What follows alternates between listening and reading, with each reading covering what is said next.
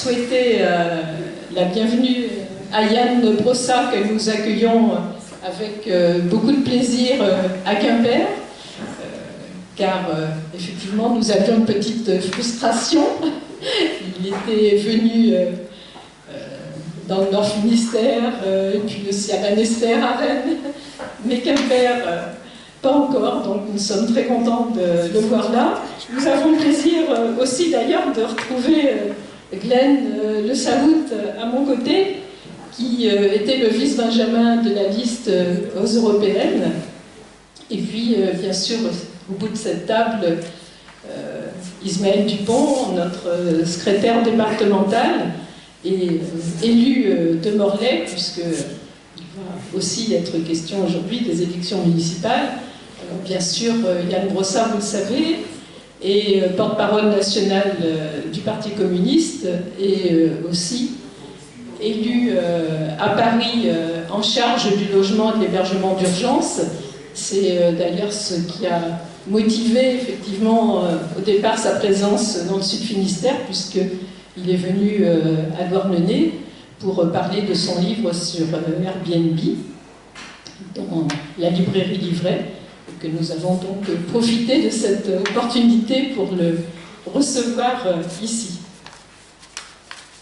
Alors, il y a aussi dans cette salle un certain nombre d'ailleurs d'élus communistes qui sont discrètement se sont faufilés dans la salle. En particulier, j'ai vu passer tout à l'heure le maire de Carnével, maire délégué de Carnével, Jacques Ranou, oui, qui doit être là, et puis un certain nombre d'amis aussi, de responsables associatifs, de responsables syndicaux, de représentants de différents partis qui nous ont fait aussi le plaisir de leur présence. Alors, je voulais dire que cette réunion se tient effectivement à la fois sous le signe des mobilisations en cours, diverses et multiples, avec en repère bien sûr la date du 5 décembre, et sous celui des élections municipales de mars prochain. Dans un cas comme dans l'autre, il s'agit de desserrer l'étau que les politiques libérales font peser sur la vie des hommes et des femmes pour faire prévaloir des solutions qui aillent dans le sens du progrès humain et écologique. L'humain d'abord, c'était effectivement le nom de cette liste. Et l'humain, je voudrais dire pour ceux que nous recevons à Quimper, qu'il est bien malmené dans notre ville et dans sa région, comme dans tout le pays. Les chiffres publiés par le Secours catholique sont accablants, ici aussi, comme dans toute la France. 15 000 personnes aidées par cette association dans le Finistère en 2018, 1000 de plus en un an. 92% d'entre elles sont sous le seuil de pauvreté, avec une dégradation marquée pour les femmes seules, les retraités. Vous savez, ces riches qui doivent faire preuve de solidarité à l'égard des jeunes et des précaires. Et aussi, bien sûr, les migrants, comme partout. Et en particulier, il y a des jeunes migrants à Quimper dans des situations extrêmement difficiles. Le Secours populaire fait le même constat. La Banque alimentaire du Finistère, avec ses 2500 bénévoles, a collecté en 2018 de quoi servir près de 500 000 repas supplémentaires. En tout, cela fait plus de 2,9 millions de repas dans ce département.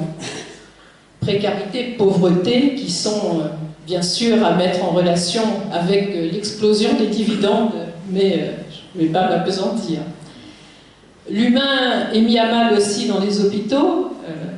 Je perçois Yves Jardin, qui représente le comité de défense de l'hôpital de Douarnenez dans cette salle, dans les EHPAD.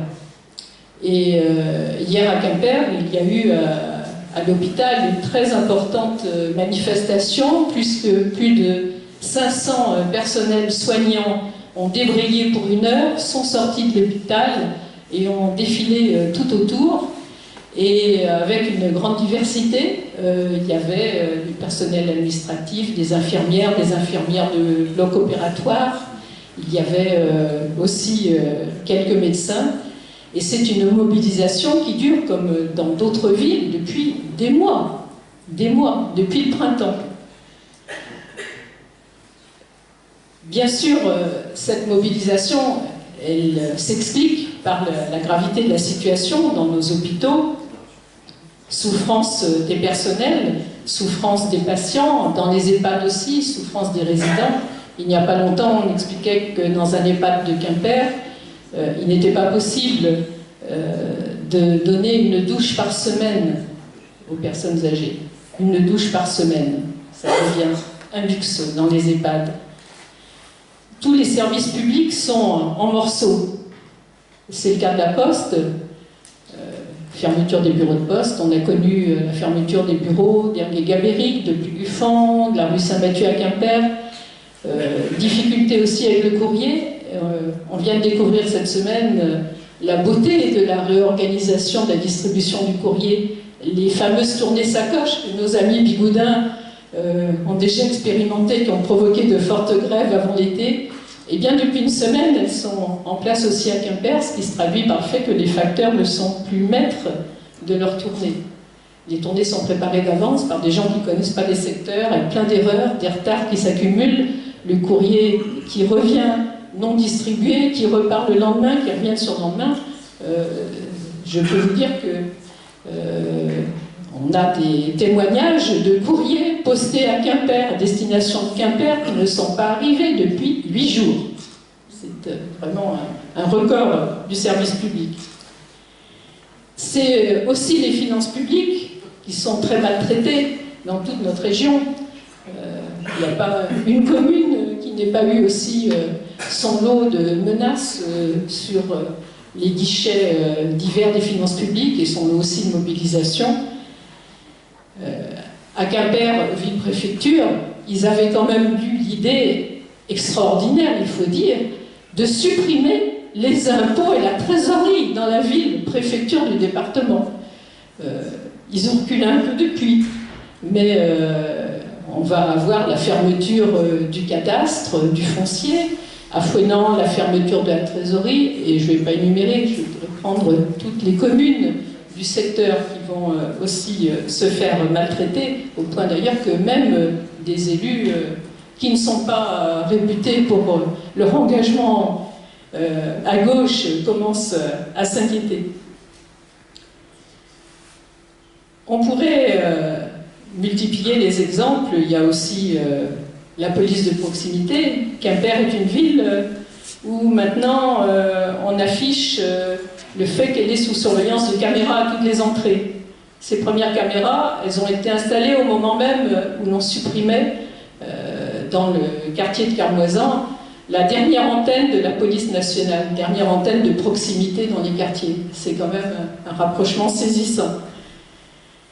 Et que dire aussi de toutes ces inquiétudes qui grandissent dans le grand commerce, ces souffrances avec le travail du dimanche qui est imposé, les menaces de plans sociaux comme à Conforama, des inquiétudes aussi dans le secteur industriel et toutes ces professions précarisées, majoritairement féminines, dans les services à la personne.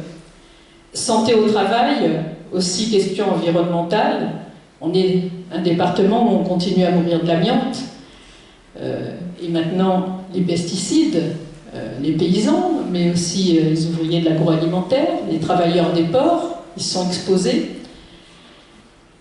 La résignation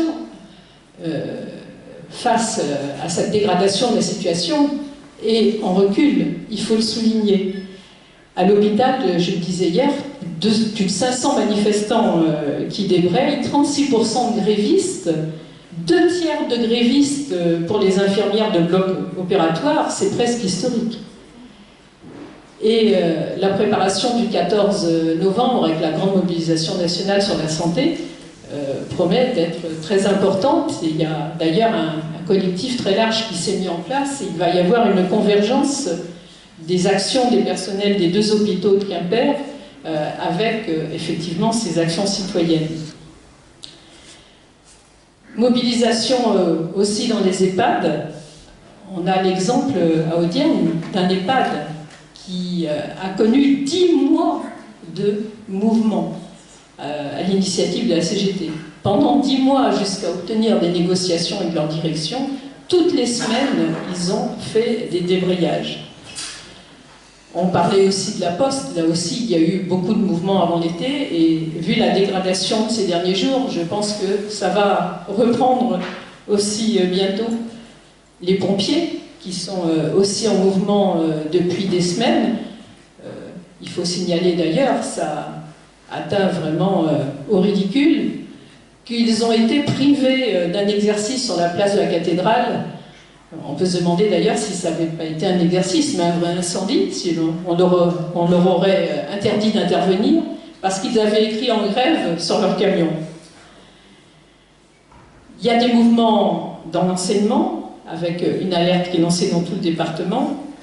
Partout, il y a aussi des actions dans les entreprises privées, sur les conditions de travail, sur des salaires, des mobilisations citoyennes qui grandissent, comme celle sur ADP, avec un collectif qui a été mis en place dans la région de Quimper et la Cornouaille à l'initiative du Parti communiste, comme d'ailleurs dans le département, qui regroupe 18 mouvements et qui organise des actions collectives, effectivement, pour faire signer contre la privatisation des aéroports de Paris. Et puis, bien d'autres mobilisations sur les migrants. Il y a beaucoup d'actions citoyennes. Sur la culture aussi, il faut dire que avec le maire de Quimper, il y a malheureusement aussi bien des raisons de se mobiliser aussi sur ces questions. La dernière a été la disparition du cinéma d'art et d'essai de Quimper. Pour toutes ces batailles, et bien sûr pour celles qui s'annoncent le 5 décembre sur les retraites, il y a la nécessité de porter aussi le combat sur le terrain politique. Pas pour chapeauter la bataille syndicale, ni pour lui faire concurrence, mais parce que les problèmes sont bien des problèmes politiques profondément auxquels on est affronté. Nécessité aussi de donner plus de poids au Parti communiste, et nous nous réjouissons dans le département d'avoir fait beaucoup d'adhésions et aussi des adhésions de jeunes dans cette dernière période. Nécessité bien sûr de donner au Parti communiste le maximum d'élus combatifs au service de la population, proche du terrain, à l'écoute des gens, et c'est aussi une des raisons pour lesquelles nous nous réjouissons de la présence de Yann ici ce soir, avec la bataille très importante qu'il mène à Paris sur le logement social, sur l'hébergement des plus démunis, sur l'accueil des migrants. Les élus communistes, oui, ça sert, et je crois que c'est aussi un des sujets qui va être en débat ce soir. Voilà.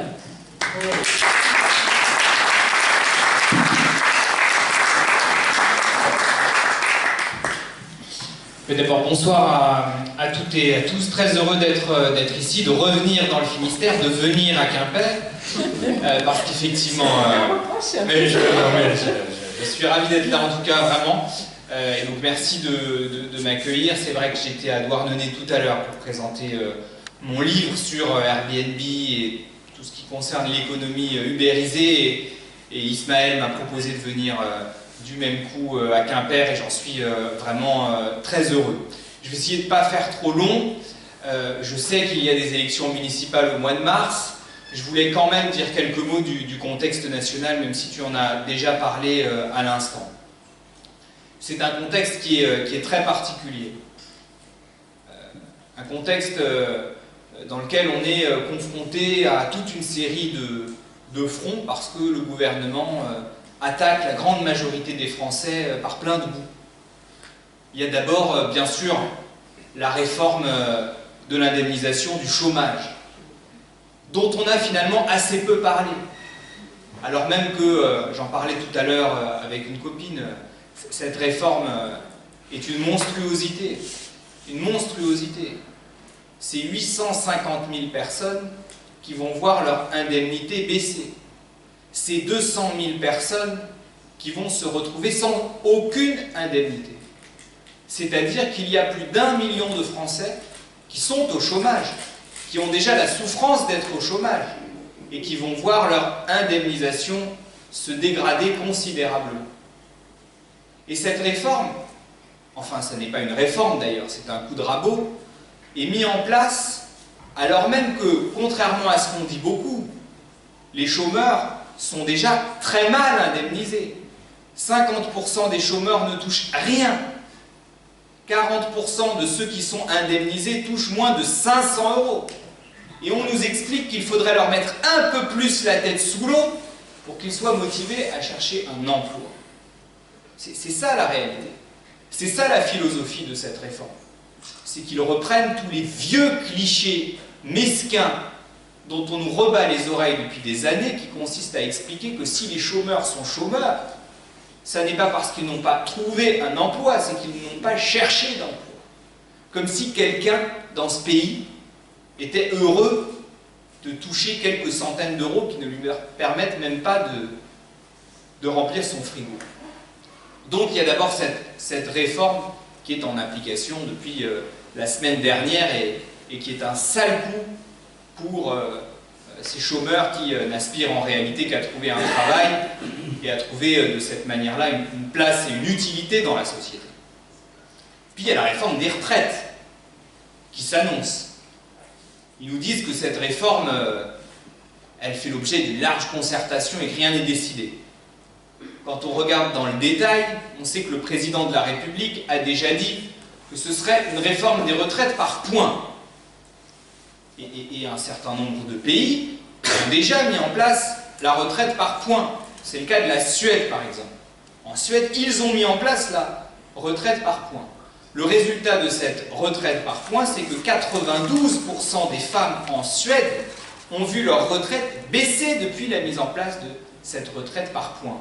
Pourquoi? Parce que les femmes ont bien souvent des carrières plus hachées, et dès lors qu'elles ont des carrières plus hachées, elles ont moins de points, et comme elles ont moins de points, elles ont une pension de retraite plus faible qu'avant. Et c'est cette réforme-là qu'ils veulent mettre en application. Et puis surtout, ils nous disent déjà que de toute façon, ils veulent l'allongement de la durée de cotisation.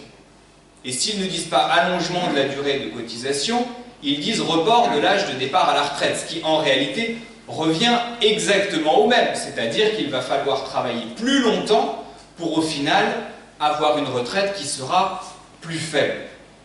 Donc il y a beaucoup d'inquiétudes parmi les salariés sur cette réforme des retraites, parce qu'au fond, avec ce système des retraites, on sait combien on va payer, mais on ne sait pas combien on va toucher. Parce que, comme la valeur du point est susceptible de bouger, au final, un gouvernement pourra baisser la valeur du point, et du même coup, vous aurez cotisé, mais vous toucherez moins que ce que vous aviez escompté. Donc, il y a beaucoup de colère, beaucoup d'inquiétude. Il y a fort à parier, d'ailleurs, que les mobilisations du 5 décembre prochain seront de grosses mobilisations, des mobilisations importantes qui vont mobiliser du monde, et donc on peut imaginer qu'il y ait quelque chose qui soit susceptible de faire peur à ceux qui nous gouvernent et qui mettent en place cette réforme. D'autant que il y a d'autres idées de réforme qui circulent. Le Parti communiste, comme d'autres partis de gauche d'ailleurs, a fait un certain nombre de propositions. Parce qu'après tout, on nous dit on vit plus longtemps, il y aura plus de retraités, c'est vrai, et donc c'est un défi que la société française doit relever. Mais on pourrait quand même se dire une chose, c'est que s'il y a plus de retraités, s'il y a plus de pensions à verser, il faut peut-être faire en sorte qu'on mette plus d'argent pour les retraites. Et pour permettre à ceux qui ont travaillé toute leur vie de vivre dignement une fois qu'ils sont à la retraite. Donc ça pose la question des recettes nouvelles qu'on est capable de trouver pour financer de bonnes retraites. Or on le sait, par exemple, les revenus financiers des entreprises, ils ne sont pas soumis à cotisation.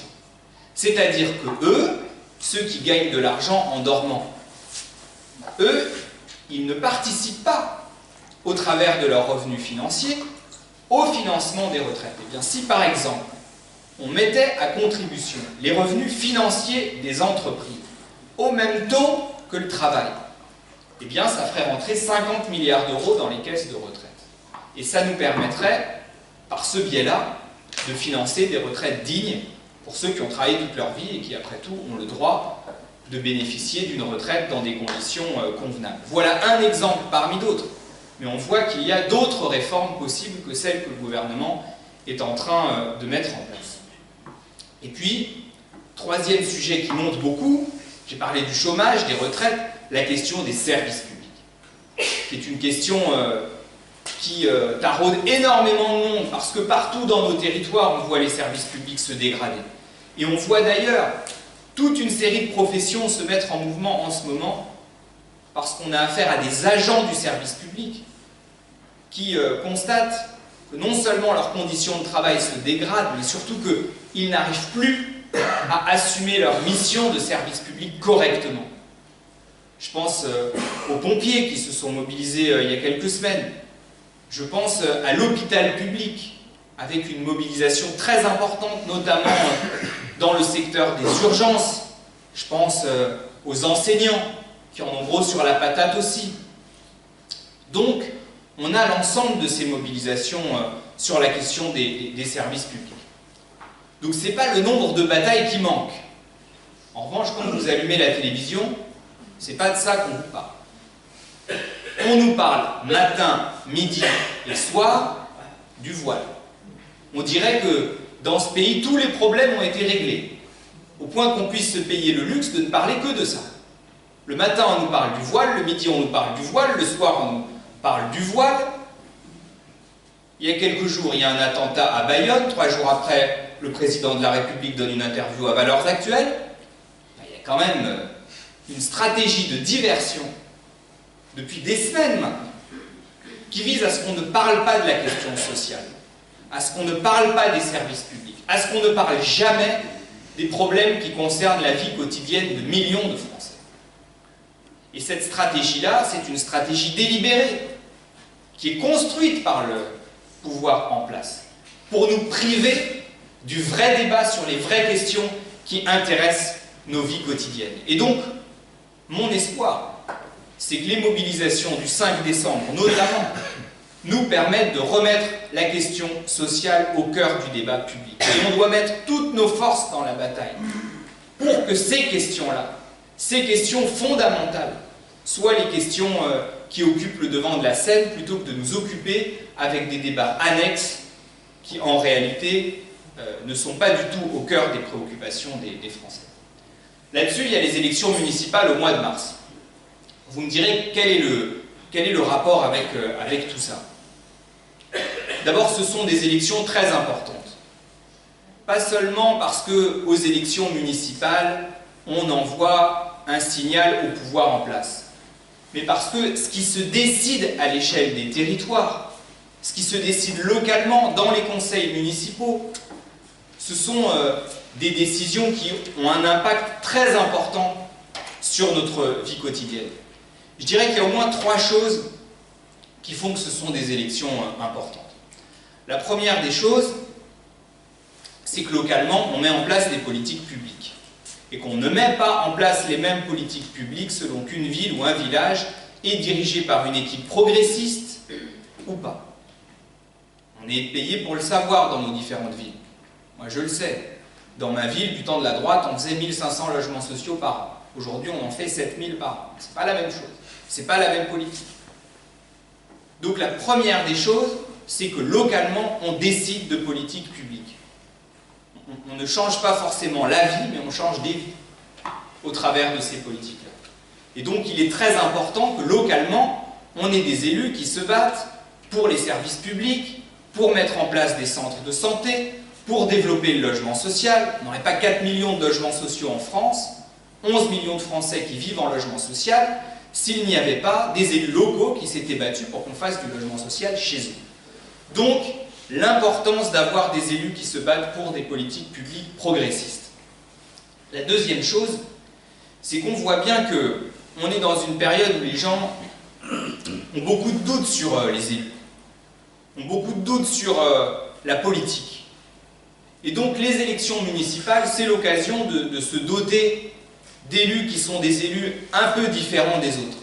Les élus communistes, ils ont pour tradition, et c'est une fierté, de remettre leur indemnité à leur parti, de ne pas s'enrichir au travers de leur mandat. Parce que nous considérons que quand on est élu, c'est pour servir et c'est pas pour se servir. Et bien ça, par exemple, se doter d'élus qui ne s'enrichissent pas au travers de leur mandat, je crois que c'est particulièrement utile dans une période où tant de gens ont des doutes sur ce que font les élus et sur ce à quoi servent les élus. Puis la troisième chose qui fait que les élections municipales sont, je crois, importantes, c'est que il y a bien sûr les actes qu'on pose quand on est élu, mais quand on est élu, quand on dirige une collectivité locale, on transmet aussi des valeurs à la population qui vit dans ce territoire. Ça m'a frappé l'autre jour en voyant la réaction des habitants de Levallois-Perret à la condamnation de Patrick Balkany. Moi aussi, ça m'a un peu fait rire spontanément, mais ça fait réfléchir quand même. Qu'est-ce qui fait que la population de Levallois-Perret, heureusement pas en totalité, mais en partie, se solidarise avec un maire qui est quand même sévèrement condamné pour fraude fiscale? C'est quand même un sujet. Il y a de quoi être quand même affligé.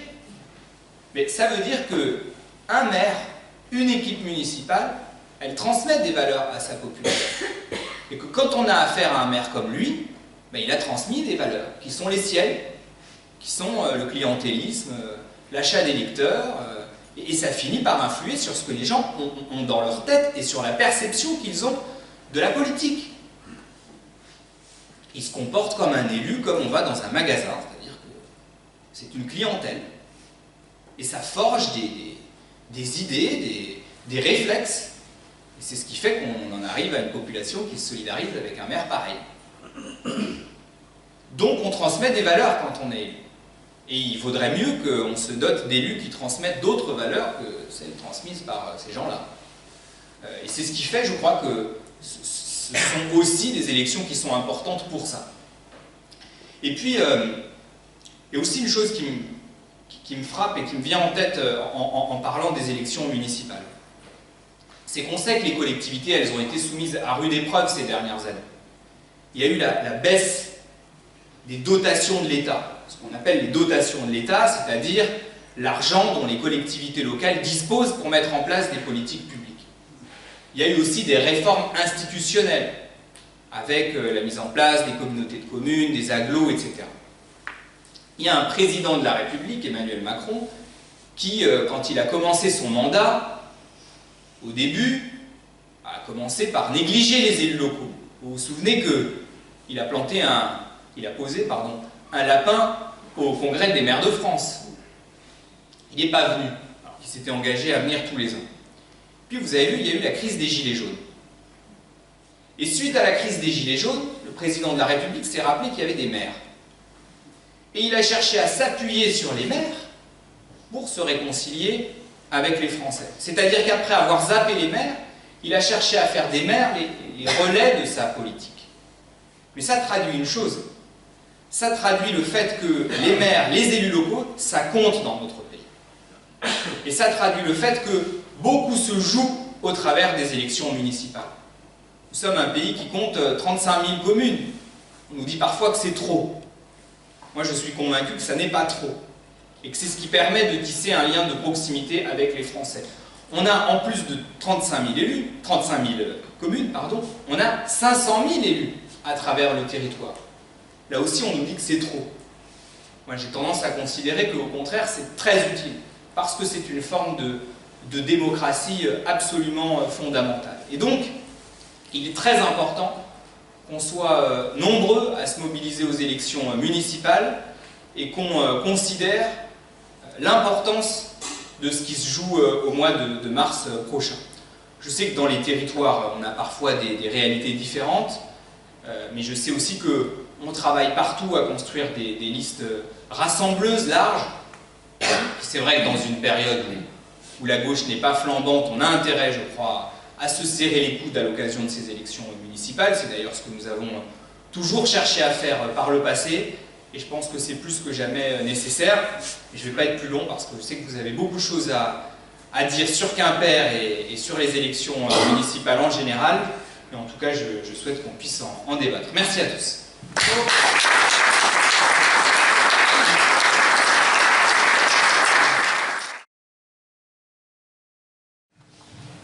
Je voulais remercier Yann pour son intervention sur la réforme de l'assurance chômage, parce que moi je travaille à Pôle emploi, donc je trouve ça très très inquiétant, quoi, dans la mesure où c'est même pas une réforme, c'est une transformation qui a été décidée sans les corps intermédiaires, les syndicats.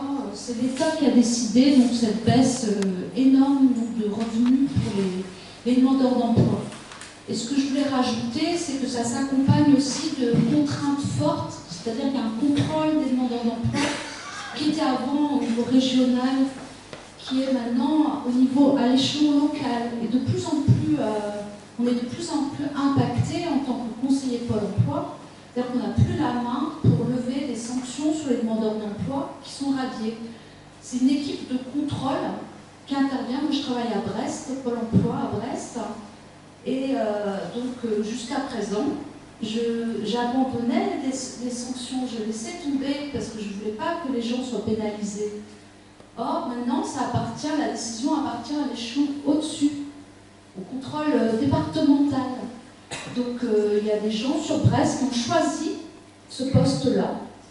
Donc dans les effectifs, donc, ça nous a baissé des gens qui suivaient les demandeurs d'emploi. Certains collègues ont choisi par plaisir ou je ne sais pas, de radier des personnes. Donc ils agissent, ils prennent des listes aléatoires de demandeurs d'emploi et nous demandent de contribuer, nous les conseillers, à une trentaine de pourcents à fournir des fiches de signalement. Donc moi, ce que j'ai dit en réunion de service, c'est est-ce que ce sont des fiches de délation? On va revenir sous le gouvernement de Vichy. Est-ce qu'on doit dénoncer des chômeurs qui ne veulent pas travailler? Parce que moi, ce que j'ai dans mon portefeuille, c'est comme ça qu'on appelle les demandeurs d'emploi, on en a beaucoup. Ce qu'on a, en fait, ce sont des gens qui devraient être déjà en retraite, qui ont parfois 61 ans, et qui, bizarrement, sont fortement ciblés par les contrôles. Donc ça, je trouve ça assez inquiétant. De plus, des travailleurs handicapés, moi j'en ai 106, parce que j'ai accepté de m'occuper de ces personnes-là.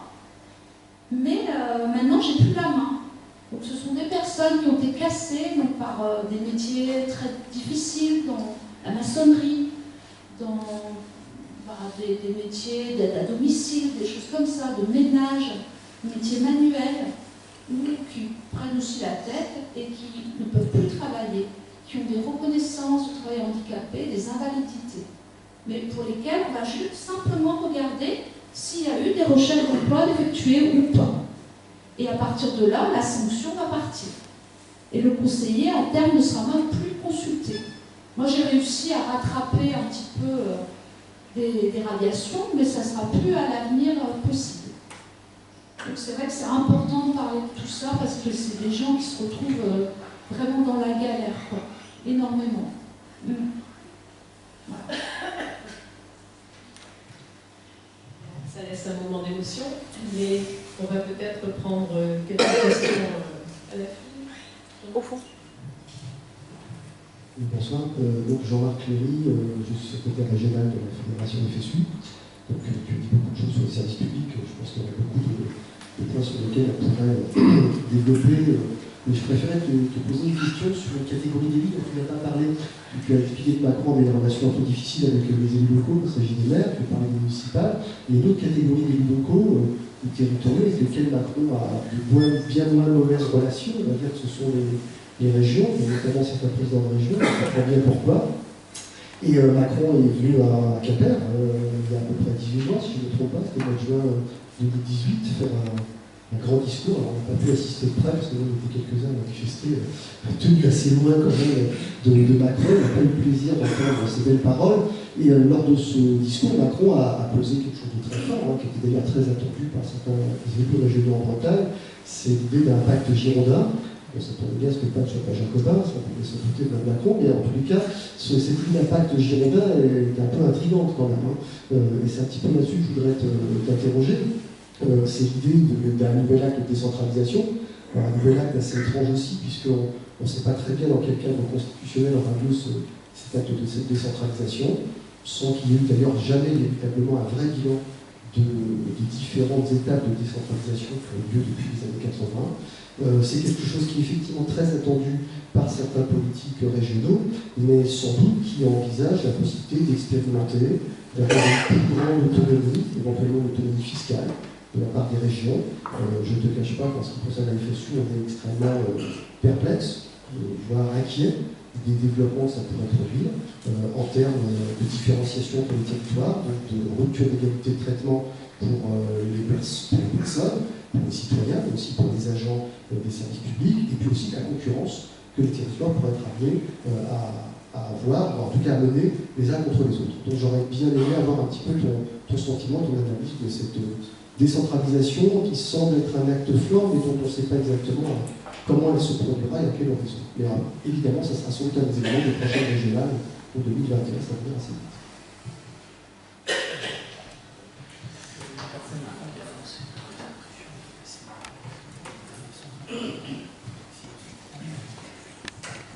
Bonsoir. Une question par rapport en fait, à ce que vous évoquiez tout à l'heure, la taxation des revenus financiers, etc. Moi, je me souviens quand même de la taxe Covid 1983, on en est loin.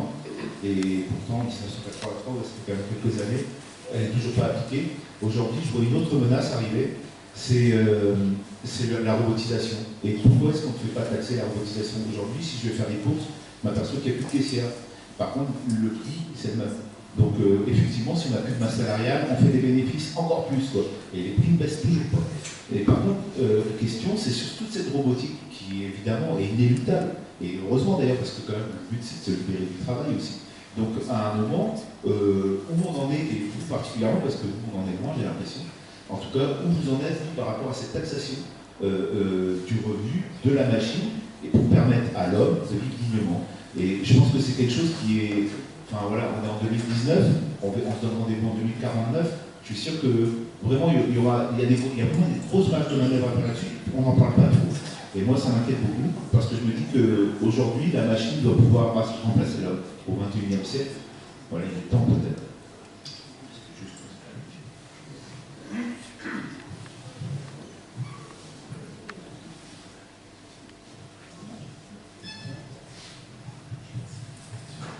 Merci, je voulais juste apporter une précision par rapport à ce qu'a dit ma collègue de Pôle emploi. La réforme de l'assurance chômage est entrée dans sa première phase. C'est important de le dire. Aujourd'hui, c'est la durée de cotisation qui a été remise en cause, qui a été allongée pour ouvrir un droit à l'allocation chômage. Mais aujourd'hui, le pire de cette réforme, de cette assurance chômage, interviendra au 1er avril, juste après, comme par hasard, l'élection municipale. C'est les effets que Yann a décrits sur les baisses d'allocation au chômage, c'est à ce moment-là où les gens vont les percevoir, les sentir.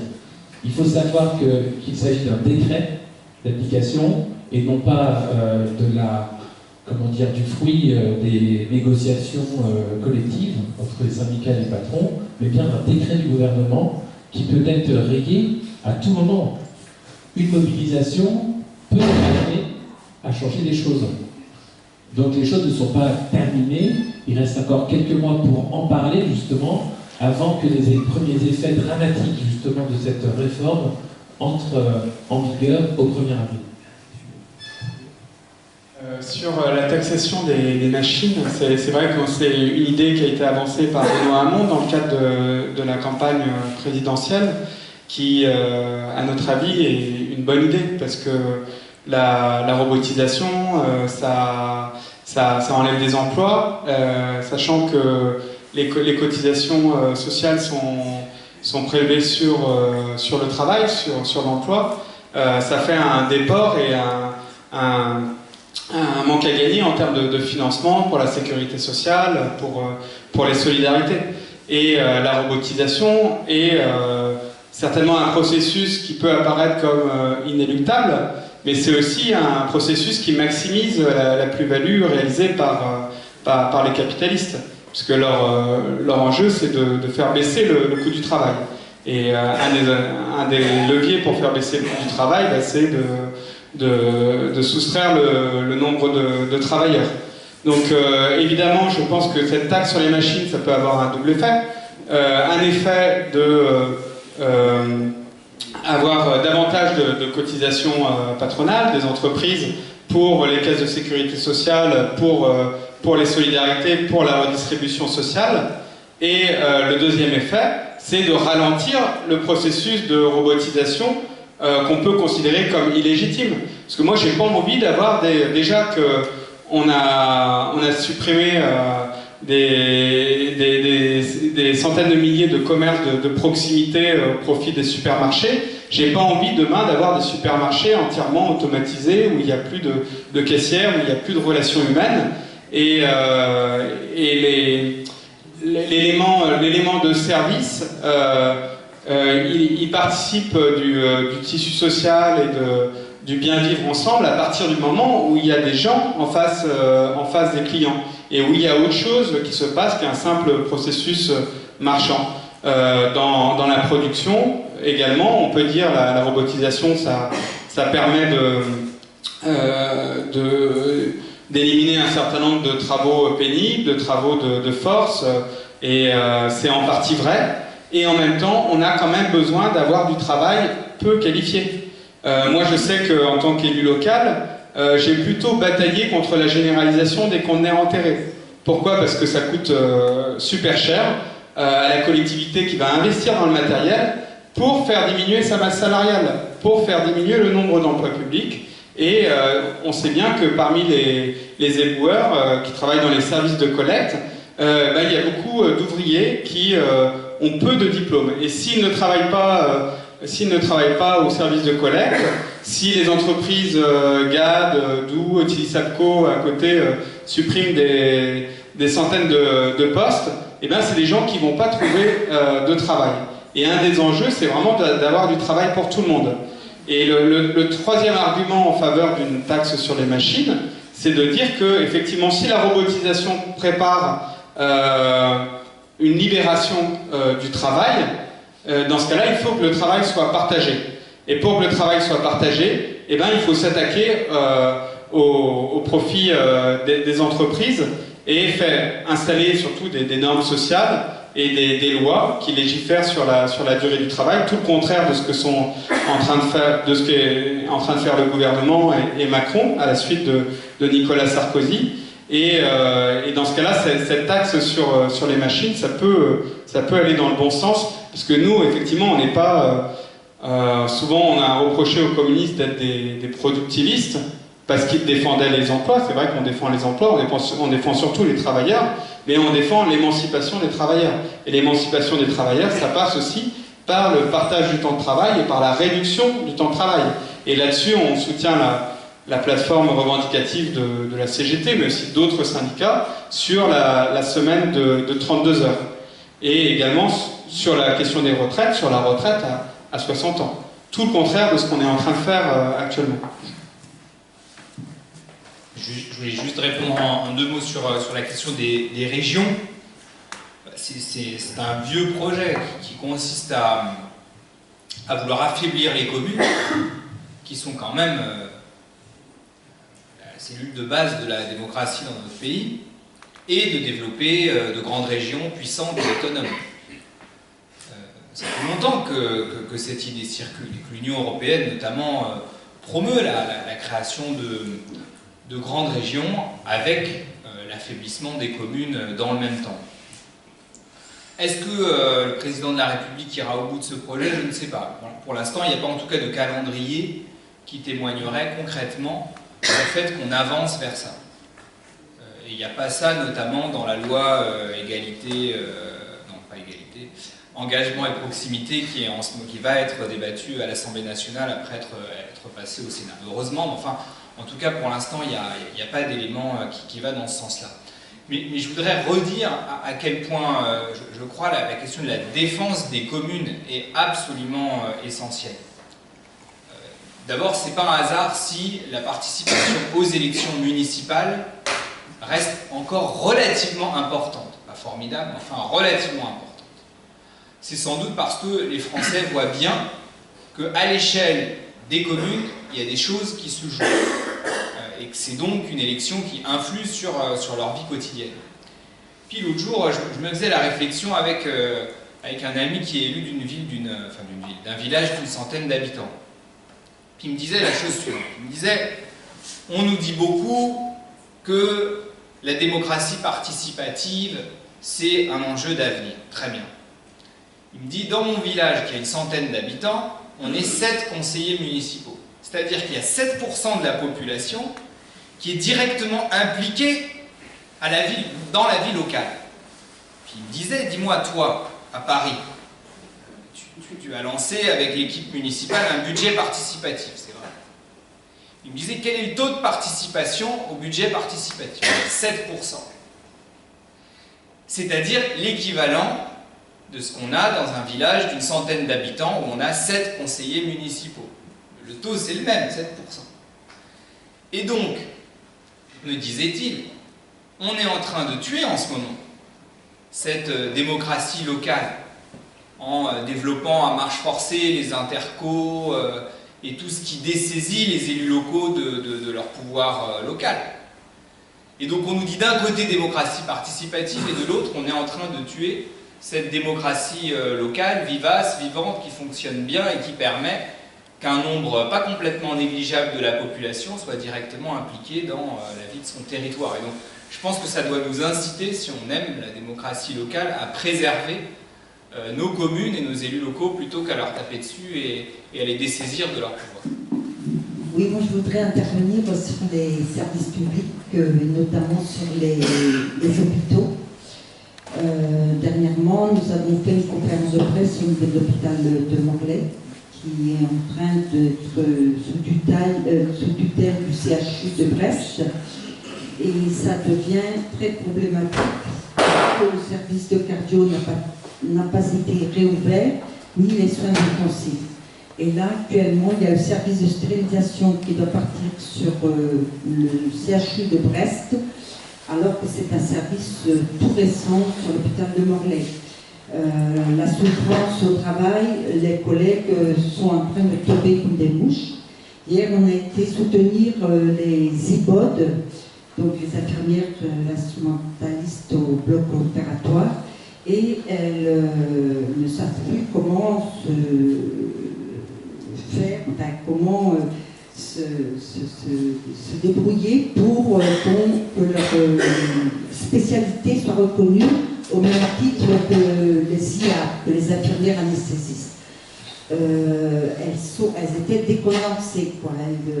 D'autant plus que moi je suis quand même très surprise. La population ne se sent pas concernée plus que ça. Alors est-ce qu'il faut attendre que les gens tombent malades pour qu'ils se positionnent et qu'ils se manifestent? Et d'autre part, le personnel des autres services n'était pas non plus présent.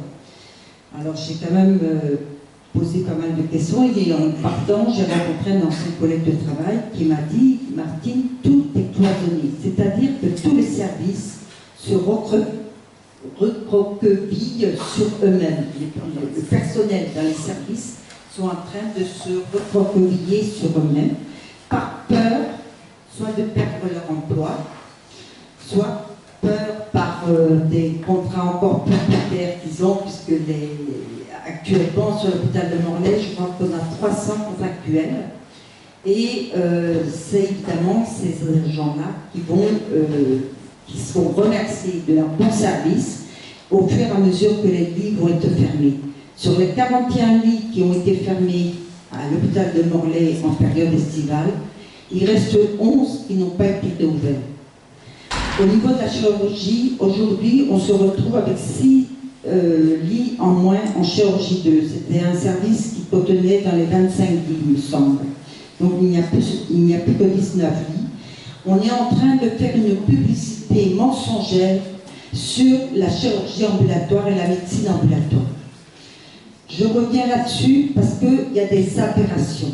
Il y a des aberrations. J'ai demandé à avoir un rendez-vous avec du personnel qui travaille en maternité et gynécologie pour savoir exactement comment est faite la prise en charge des patients qui ont des hystérectomies, des mammectomies, des diagnostics très lourds, parce qu'elles rentrent le matin à 7h30 à l'hôpital, à jeun, elles sont opérées dans la matinée et elles ressortent à 18h, 19h le soir. Alors, accompagnées ou pas accompagnées, parce que les personnes, du coup, ben oui, si je peux rentrer chez moi, c'est bien. On leur demande s'ils ont quelqu'un pour venir les chercher, ben s'ils n'ont pas de famille à proximité, ils vont demander à des voisins. Les voisins ne savent pas le risque qu'ils prennent en sortant cette dame ou cette personne du service et la prise en charge après. J'ai travaillé en tant qu'infirmière en gynécologie, je peux vous dire qu'on a ramassé des personnes à la petite cuillère après l'annonce du diagnostic et des traitements qu'ils vont subir suite à cette intervention. Donc je pense que là-dessus, au niveau des hôpitaux, je crois qu'il y a un gros travail à faire et il faut arrêter de donner de l'argent au privé, aux cliniques privées. Actuellement, au niveau de la cardiologie, les cardiologues du CHU de Brest viennent faire des consultations à la clinique de la Baie et à l'hôpital de Morlaix, il y a un médecin qui vient 2 ou 3 demi-journées par semaine et qui ne suit que les personnes qui ont soit des pacemakers ou des échographies de contrôle régulières. Donc il y a quelque chose qui ne va pas. Ça ne va pas et ça va en s'empirant. Moi, je vois l'hôpital de Morlaix. Le comité a été mis en place en mai 2016 et je peux vous dire la dégradation qui se fait au niveau de l'hôpital. Les soins de suite ont été déménagés de l'hôpital de Morlaix sur le site de Bougombin, où moi j'habite. Mais je ne comprends pas que tous les soins de suite soient amenés sur le site de Bougombin en sachant que ça donne 10 km de plus à faire pour les visites. Et que actuellement, nous sommes quand même dans une région, dans un pays où la population vieillit et que il y a des personnes qui n'ont pas de visite, je regrette, en semaine. Le personnel est en train de se plaindre parce que c'est des longueurs de couloirs. Et puis voilà, c'est un tas de... Je pense qu'il y a une urgence à agir à ce niveau-là parce que c'est aussi des services publics et qui sont en train d'être démantelés. Je me permets d'ajouter, Martine, un mot à ce que tu viens de dire. Je ne sais pas si vous avez vu dans la presse, il y a une semaine, le directeur intérimaire de l'ARS de Bretagne, qui depuis a été nommé au Conseil des ministres, qui est le directeur de plein exercice, est très content. Parce que en Bretagne, on consomme moins de soins médicaux que la moyenne nationale. Eh bien, je pense qu'il faut aller lui demander des comptes, parce que quand on regarde les statistiques de mortalité prématurée, de mort par cancer, de mort par infarctus, de suicide en Bretagne, il n'y a pas de quoi être content.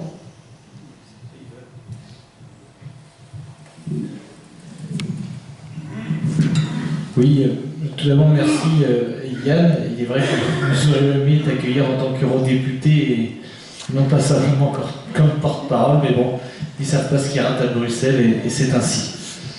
Tout d'abord, effectivement, j'aurais une pensée pour le service public et notamment pour cette directrice d'école de Pantin, Sophie Renon, qui s'est donnée la mort dernièrement.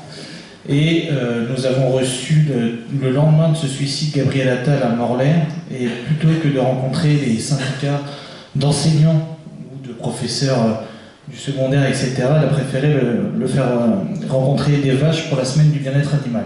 Quelle image et quelle considération pour le personnel scolaire de notre territoire.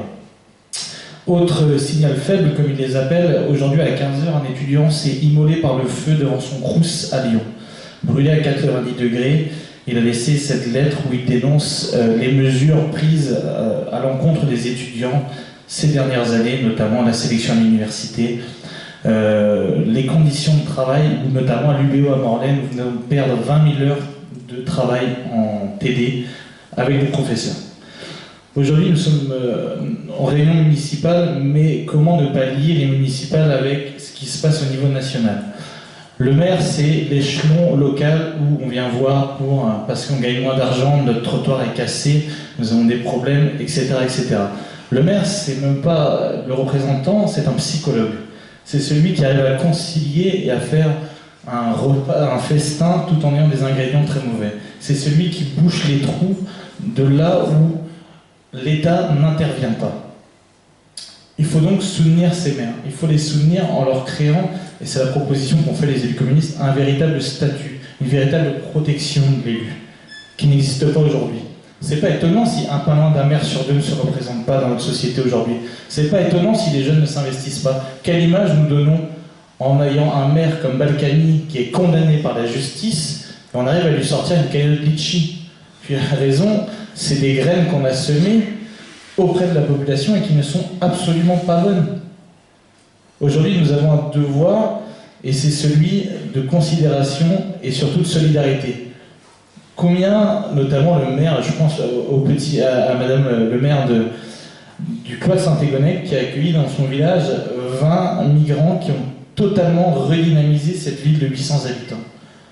La première chose qu'ils ont demandé, et je le dis souvent, c'est d'apprendre le breton quand ils sont arrivés dans cette commune. C'est la première chose. Et aujourd'hui, nous devons, et c'est la leçon que j'ai retenue de ces européennes, nous devons nous parler, peuple de gauche. Nous devons communiquer, nous devons travailler ensemble. C'est ce que demande aussi la jeunesse. Pas à n'importe quel prix, pas n'importe comment, mais sur un projet des valeurs qui nous rassemblent. C'est de l'humanité, c'est de solidarité, mais c'est avant tout l'humain d'abord, ce que nous avons placé. Aujourd'hui, nous avons besoin d'écologie, nous avons besoin de participation citoyenne. C'est ce que demandent énormément les jeunes, mais c'est surtout de la confiance. La confiance qu'on peut donner dans notre société. La confiance qu'on peut donner à travers nos études, mais à travers aussi l'engagement associatif. Nous devons donner des moyens aux associations, et notamment arrêter avec ces services civiques que je considère très mauvais, parce que nous ne cotisons pas, et nous avons un salaire de misère, et pourtant, ça fait un emploi plein. Nous devons avoir une véritable rémunération sur ce statut-là. Je vais maintenant laisser la parole à l'Assemblée, mais en tout cas, unissons nos forces pour ces municipales, mais encore une fois, pas à n'importe quel prix. Voilà. Bonjour, Alain Rigolan, militant à Brest, parti communiste. Je souhaitais poser une question à Yann notamment, parce qu'il a un peu brièvement parlé de ça, de la marge financière des collectivités. Parce que Paris a une puissance financière certaine, sans doute, mais c'est pas, même dans une 200 000 plus, enfin, près de 140 000 habitants comme Brest, avec une petite agglomération, même si ça fait partie des métropoles, mais c'était les métropoles qui étaient passées dans le cadre du bassin de 400 000 habitants, qui étaient passées avec Montpellier un peu en loose day, sans doute des amitiés entre Hollande et le maire de Brest, de l'époque, client. Voilà, donc moi ce que je posais une question, c'est que par exemple pour les transports en commun, je sais que les communistes parisiens ont voté une idée d'aller vers le transport gratuit pour 2030. C'est des marges de manœuvre financières qu'il faut trouver pour Brest par exemple, puisqu'il y a une grande... disons que les citoyens brestois payent pas mal. Il y a 13 millions à trouver, ou un peu moins peut-être, parce que si on parle des frais de billetterie, si on enlève les frais de billetterie, etc., les contrôleurs, on peut trouver, mais les contrôleurs, c'est pareil, c'est des emplois, donc on ne peut pas les mettre au chômage non plus. Voilà, donc c'est des questions qu'il faudra toujours poser. Et donc les marges de manœuvre. Alors la taxe professionnelle, elle marche. Donc on nous dit maintenant, il y a aussi une loi faite sous Sarkozy, je ne sais plus exactement laquelle, il pourra peut-être nous en dire plus, qui dit qu'on ne peut pas augmenter la contribution économique territoriale des entreprises sur un territoire sans augmenter les contributions directes des citoyens, taxes foncières, taxes d'habitation, parce qu'elle n'a pas encore été complètement supprimée par Macron. Et donc voilà, c'est la question des marges financières. J'aimerais bien que tu nous en dises un peu plus là-dessus, sur comment vous faites à Paris. Alors Paris c'est particulier, mais peut-être que tu as d'autres idées sur ce qui peut se faire sur des territoires de 100 000 habitants ou un peu moins dans la région, par exemple. Et comment on pourrait aller... Comment vous avez fait ce plan de gratuité totale des transports? C'est une question aussi écologique, on en parle beaucoup, et c'est nécessaire. Et c'est aussi une question sociale, parce que les jeunes sur un territoire, quand ils peuvent se balader gratuitement dans les transports, c'est pas la même que quand ils craignent le contrôleur, etc. Donc comment on peut trouver des solutions financières viables dans un environnement financier contraint, où l'État se désengage de plus en plus, quoi.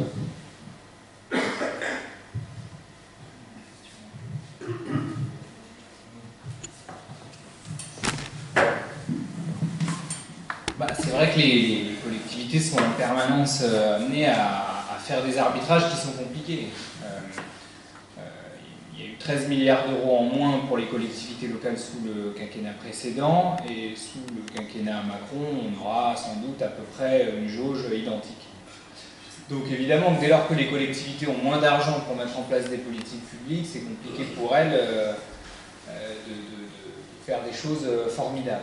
Et néanmoins, ce qu'on constate quand même un peu partout, c'est que là où on a des collectivités qui se battent, on a des politiques qui font la fierté d'un certain nombre de territoires. Il y a des collectivités qui, malgré tout, mettent en place des centres de santé, mettent en place des politiques ambitieuses en matière de transport en commun, continuent à développer le logement social alors même que l'État s'est complètement désengagé de ce secteur. Donc il se passe quand même des choses. Donc, évidemment, comment on fait? Deux mots sur la ville dont je suis élu. À Paris, qui est à la fois une ville et un département, on a un budget annuel d'environ 10 milliards d'euros. Et on s'était engagé en 2014 à ne pas modifier le niveau de la taxe d'habitation et de la taxe foncière. On était liés par les engagements qu'on avait pris. Bon, comment on a fait? La seule marge de manœuvre sur laquelle on a joué, c'est les impôts qui ne touchent pas les habitants de notre ville de manière directe. C'est notamment le choix qu'on a fait de créer une taxe sur les résidences secondaires, qui est une taxe que je trouve vertueuse, parce que elle vise évidemment à faire rentrer des recettes comme n'importe quelle taxe, et après tout, la personne qui peut se payer une résidence secondaire à Paris, c'est pas elle qui en général est la plus modeste, et puis deuxièmement, c'est une taxe incitative puisqu'elle vise à faire en sorte qu'on ait moins de résidences secondaires à Paris. Je ne sais pas si c'est applicable ailleurs ou s'il faut recommander de l'appliquer ailleurs, mais chez nous, ça avait du sens. Sur les logements vacants, par exemple. On s'est aussi bagarré pour augmenter la taxe sur les logements vacants, qui pour le coup a été relevée quand Cécile Duflot était ministre du Logement, et c'était d'ailleurs plutôt une bonne décision. On a aussi mis en place une taxe sur ce qu'on appelle les friches commerciales, c'est-à-dire en réalité les immeubles de bureaux vides.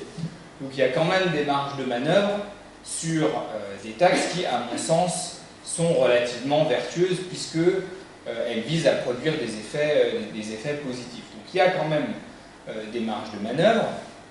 Et pour ce qui concerne l'investissement, il y a quand même encore la possibilité d'avoir recours à l'emprunt, à le fonctionnement, parce qu'on n'est pas censé financer le fonctionnement par de l'emprunt, mais pour ce qui concerne l'investissement, et donc le développement d'équipements publics, on a quand même la possibilité de recourir à l'emprunt, avec évidemment des situations différentes selon les villes. Paris a hérité d'une situation où on était très peu endetté, et on a donc poussé le curseur de l'emprunt. On nous le reproche d'ailleurs suffisamment lors de cette élection municipale, mais c'était à mon sens indispensable. Donc il y a quand même des marges de manœuvre. Et nous avons été quand même capables de mettre en place la gratuité des transports en commun pour les personnes âgées, pour les enfants de 4 à 11 ans, sans toucher ni au niveau de la taxe d'habitation, ni au niveau de la taxe foncière.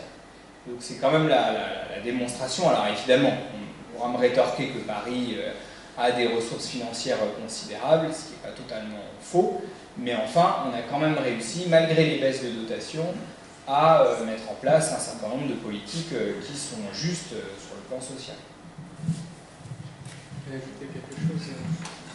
Moi, je suis élu d'opposition à Morlaix, donc c'est une ville de 15 000 habitants, c'est pas Paris. La baisse des dotations quinquennat Hollande, et puis qui ont été gelées en fait avec Macron pour les communes de la taille de Morlaix. Ça représente 1 200 000 euros en moins chaque année sur le budget de la commune. Donc c'est vrai que c'est significatif. Alors après, la gratuité du transport, parce que c'est aussi dans le projet que défendent les communistes dans le cadre d'une liste d'union sur Morlaix, c'est à périmètre constant au niveau de l'offre de transport, ça serait un surcoût de 600 000 euros à l'année pour la communauté d'agglomération. Mais nous, on souhaite que l'offre de transport elle soit densifiée, notamment pour le réseau périurbain. Parce qu'actuellement, les ruraux ou les gens qui habitent dans les communes périurbaines ont très peu d'offres de transport public. Et un des enjeux, à la fois pour l'écologie, réduire les émissions de gaz à effet de serre, pour les mobilités des personnes âgées et des jeunes, et pour le pouvoir d'achat des familles, parce que si on peut avoir une voiture au lieu de deux, c'est quand même mieux, c'est effectivement d'offrir une offre de transport régulière.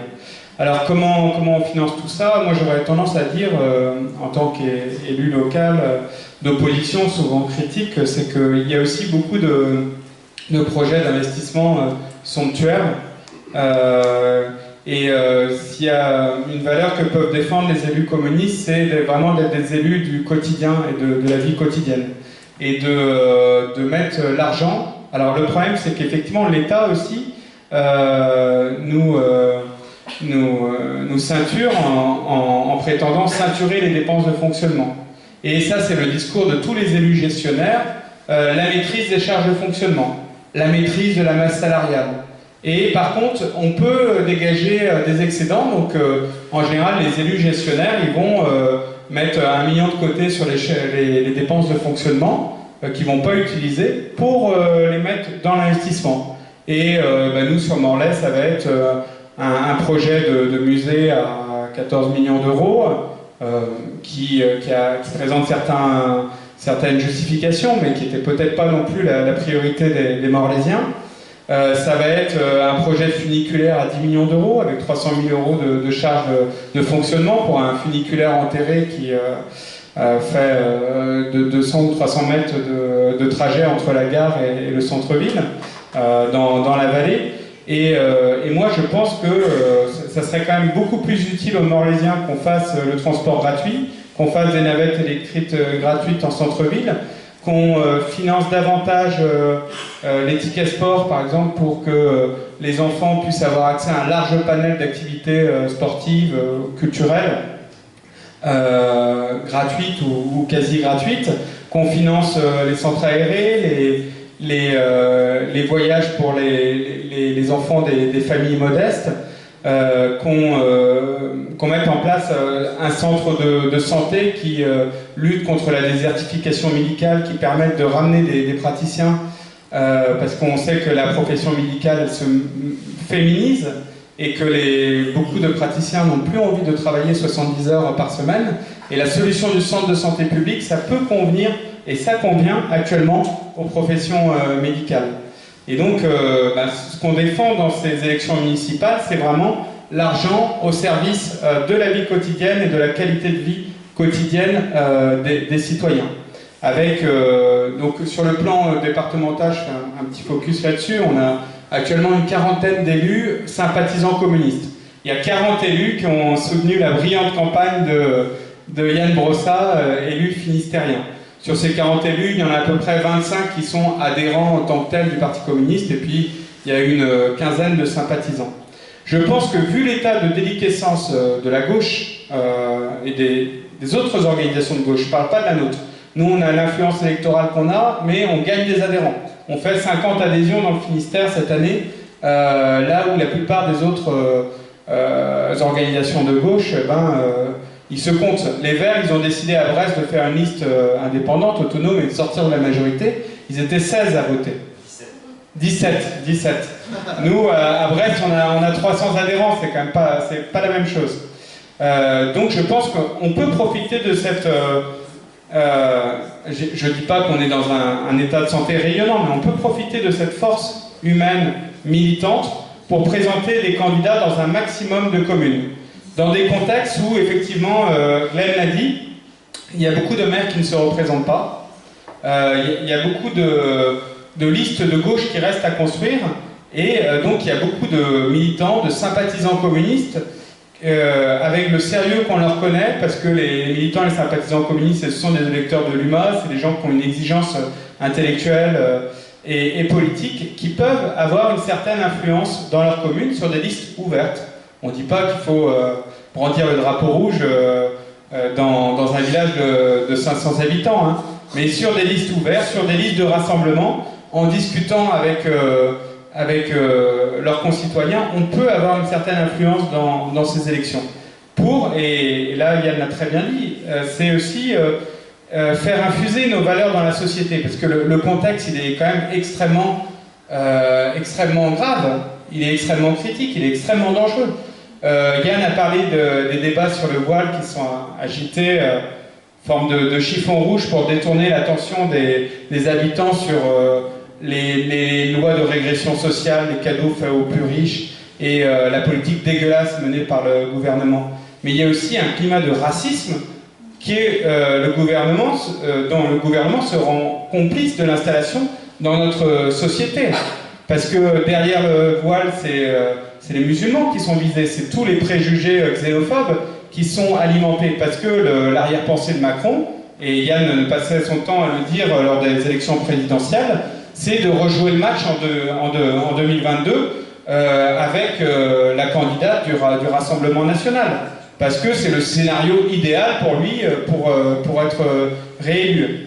Et si ces élections municipales ne sont pas un moment pour nous d'essayer de reprendre la main, de redonner de l'espoir à gauche, de redonner un espoir progressiste aux citoyens, ça va être très compliqué. On va vraiment vers des lendemains qui vont être très durs pour nous, parce qu'il y a le contexte aussi. Contexte mondial, Bolsonaro, Trump, Erdogan, Poutine, on peut en citer beaucoup, et le contexte européen avec les extrêmes droites qui sont au pouvoir ou aux portes du pouvoir dans quasiment la moitié des pays européens. Donc nous, ça a été en 2018, en juin 2018, le Parti communiste a fait une adresse départementale à toutes les organisations de gauche et aux citoyens qui se réclament de la gauche pour converger sur des projets municipaux. C'est pas brandir le drapeau de l'Union à tout prix, là encore, mais c'est de se dire qu'il y a un rapport de force qui actuellement est très défavorable à la gauche. La gauche, aux dernières élections, elle pèse 30-33%. Ça n'a jamais été, je crois, aussi défavorable depuis la période gaulliste.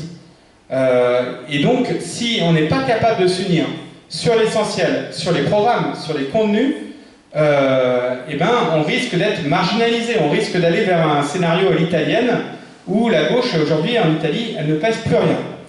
Et donc, ces élections municipales, parce que c'est des élections qui intéressent les citoyens, parce que des équipes de gauche peuvent avoir des projets qui rencontrent les aspirations des citoyens, parce que le paradoxe, c'est quand même que les habitants, les citoyens, ils adhèrent encore à des valeurs de gauche. Le service public, la défense des écoles, des hôpitaux, des bureaux de poste, la lutte contre l'austérité. On l'a vu avec le mouvement des Gilets jaunes.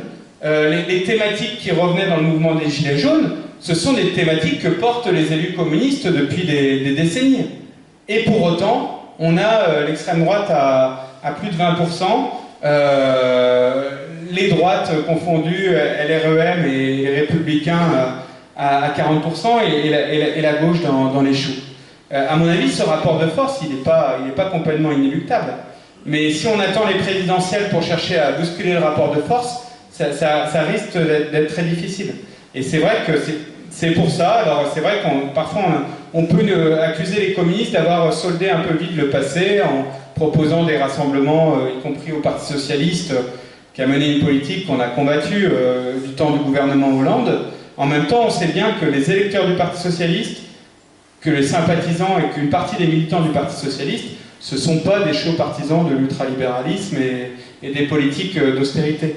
Et que si on veut avancer sur une alternative politique dans le pays, il faut travailler sans exclusive, ni vis-à-vis du Parti socialiste, ni vis-à-vis de France Insoumise, ni vis-à-vis de quelques mouvements de gauche que ce soit, pour trouver des rassemblements à vocation majoritaire sur la base de contenu. Et dès qu'on parle programme, c'est tout de suite beaucoup plus simple.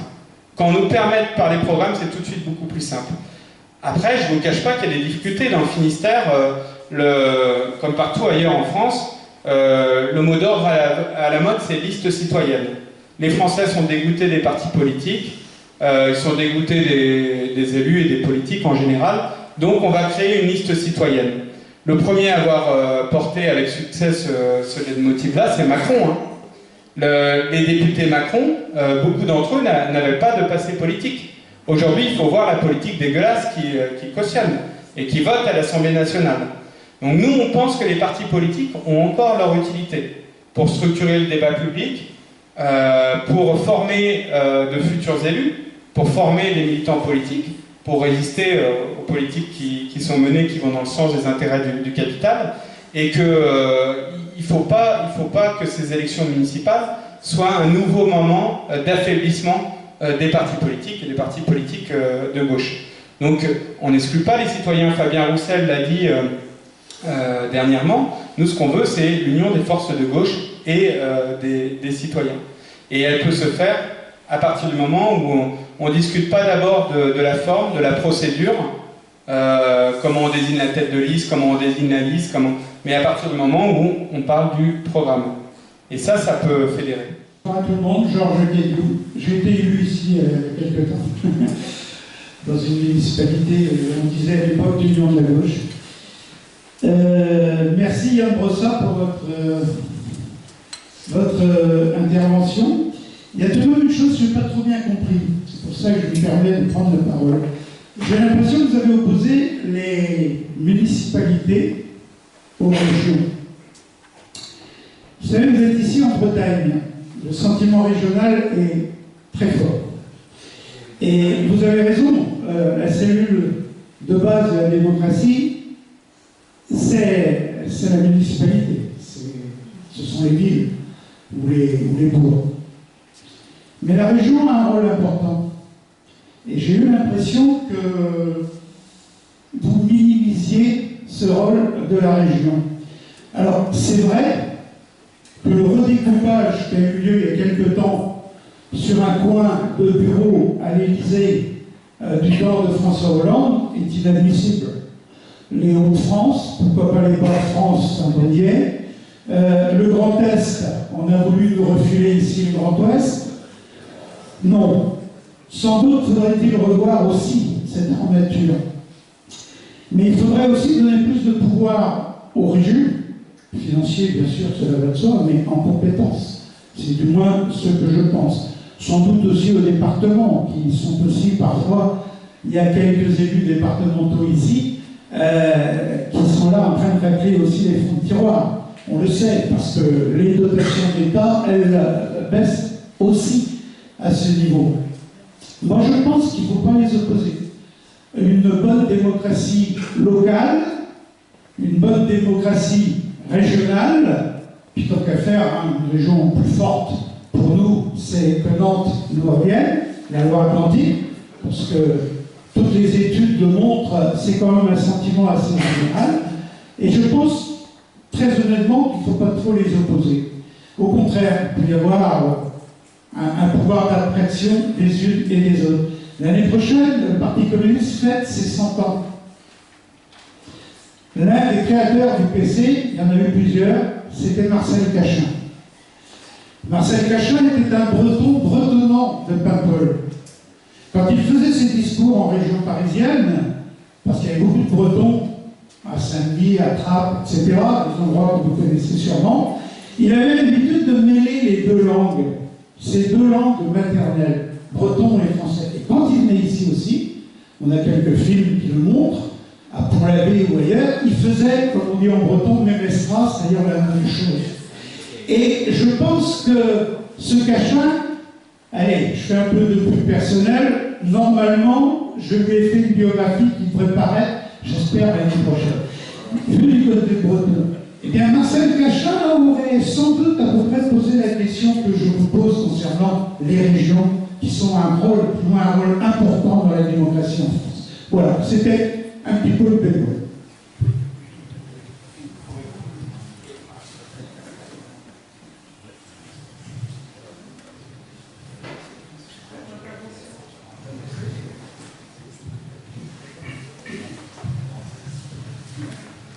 Oui, je m'appelle Bernard Jasmin, je suis militant communiste, militant syndical aussi, du monde de l'énergie, et je voudrais citer un exemple de l'importance de la future échéance municipale qui va, qui a été bien décrite du point de vue des enjeux par Yann, mais aussi qui aura une résonance nationale.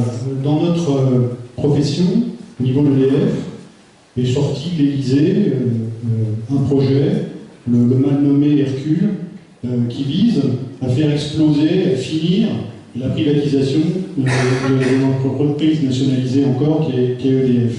Ce projet Hercule donc, vise à séparer la partie qui resterait nationalisée parce que pas intéressante pour le marché, de la partie privatisée qui permettra aux requins qui ont déjà commencé à envahir le domaine de continuer à se goinfrer.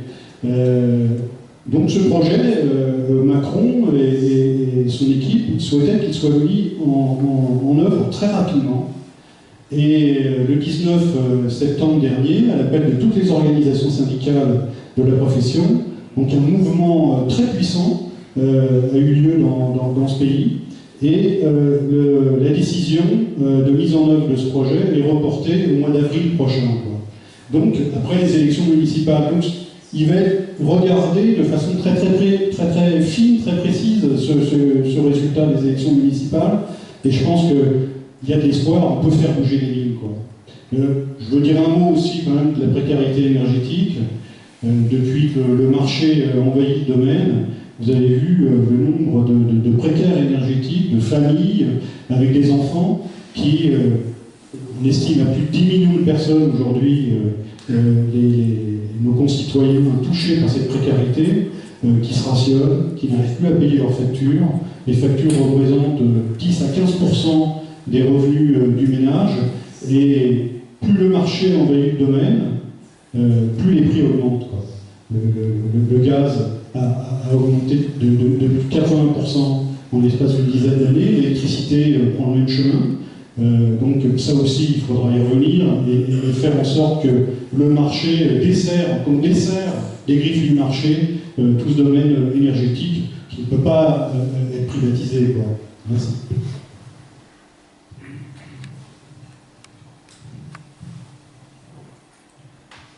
Peut-être deux mots.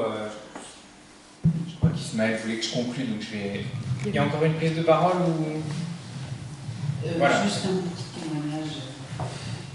Isabelle Assis, je suis conseillère départementale du Finistère, sur Quimper. Je suis déléguée à l'accès aux droits et aux politiques des centres départementaux d'action sociale. Et j'ai l'immense plaisir, l'honneur de porter un projet pour cette ville dans le cadre des élections municipales. Et je voulais juste rebondir par rapport à l'intervention de notre collègue de Morlaix pour témoigner aussi de ce qui se passe sur Quimper, à savoir un mouvement de travail collectif avec les différentes sensibilités de gauche, parce que c'est comme ça que Pierrot aime se présenter, et je suis tout à fait d'accord avec cette notion de sensibilité de gauche. Il ne s'agit pas de mettre ces sensibilités les unes à côté des autres, mais véritablement au service d'un projet commun. Et ça, sur Quimper, c'est assez nouveau, même si les différentes formations de gauche ont déjà été élues dans cette ville. La phase de construction du projet, elle se fait tous ensemble. Voilà, dès le premier tour, et pas chacun dans son coin. Donc, c'est pas quelque chose de facile forcément de se faire confiance, d'apprendre à se connaître, mais je crois qu'on est vraiment sur une bonne voie.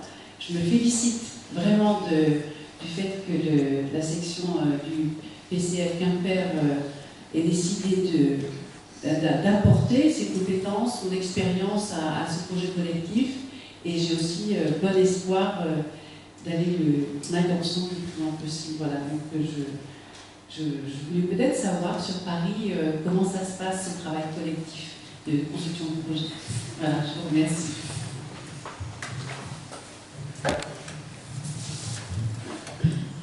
Du coup, pour conclure et pour répondre à cette question fort pertinente, je vais vous faire une confidence. Aux dernières élections municipales en 2014, on était dans une situation hyper compliquée. Plus Paris, la situation était regardée partout.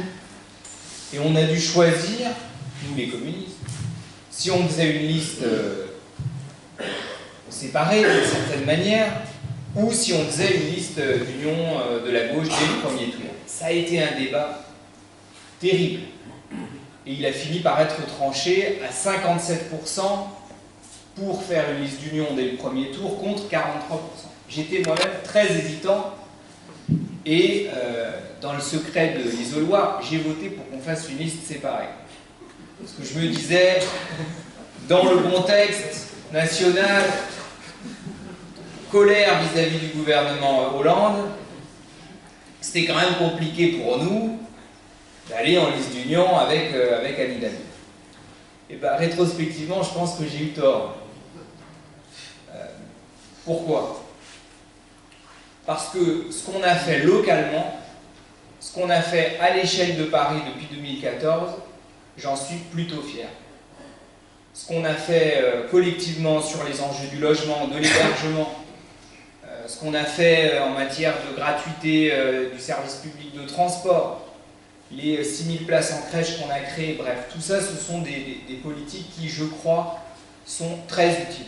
Et donc au final, merci à mes camarades d'avoir voté différemment de moi ce jour-là, parce que c'est eux qui avaient raison.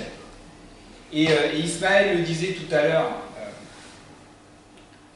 on est dans un contexte où la gauche est dans une situation extrêmement compliquée. Le risque d'une marginalisation totale de la gauche dans notre pays, il existe. Et qu'est-ce qui fait que la gauche existe encore un peu? C'est notamment parce qu'on a cette implantation locale. C'est le cas du Parti communiste qui a 7000 élus à travers tout le territoire, 800 maires. C'est aussi pour ça qu'il se passe encore, pas que, il y a aussi des forces sociales qui se battent, des syndicats, etc. Mais c'est aussi cette implantation locale-là qui fait que la gauche n'a pas complètement disparu du paysage. Donc il faut préserver ça. Et le meilleur moyen pour préserver ça, c'est quand même qu'on soit capable de se rassembler lors de ces élections municipales. Donc voilà, j'ai été convaincu au bout de quelques années que le bon choix, c'est de faire le choix du rassemblement. Et si on peut faire le rassemblement dès le premier tour, il vaut mieux faire le rassemblement dès le premier tour. Pourquoi? Parce que le paysage politique de ces municipales en 2020, c'est pas le même qu'en 2014. Et on aura un éclatement de l'offre qui sera plus important qu'avant. Avant, c'était relativement simple. Il y avait gauche, droite. La gauche pouvait se permettre d'y aller séparément au premier tour, elle se rassemblait au second. Sauf que là, il y aura un tel éclatement qui fait qu'il est essentiel de faire la différence dès le premier tour. Et pour faire la différence dès le premier tour, c'est plus simple si on est rassemblé. C'est pas toujours évident, hein. Et je dis pas que c'est possible partout. Mais là où on peut le faire, il faut le faire dès lors qu'on est capable de se mettre d'accord sur des contenus qui sont des contenus qui nous permettent d'avancer et de mettre en place des politiques progressistes.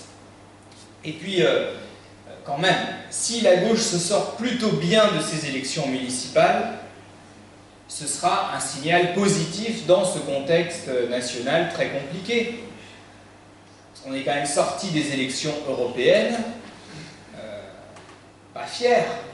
Quand on a un tel éclatement de l'offre, quand on a une gauche qui est incapable de se rassembler, ça donne ce que ça a donné aux élections européennes. Donc si aux élections municipales, on avait une bonne surprise, si aux élections municipales, on avait une gauche qui donne notre image d'elle-même, ce sera quand même une meilleure manière de préparer les échéances qui vont suivre et qui ne sont pas complètement négligeables, je pense à la présidentielle et aux élections législatives qui vont suivre. Donc si on est capable de se rassembler, faisons-le, et faisons-le, je crois, partout où c'est possible. Merci à tous.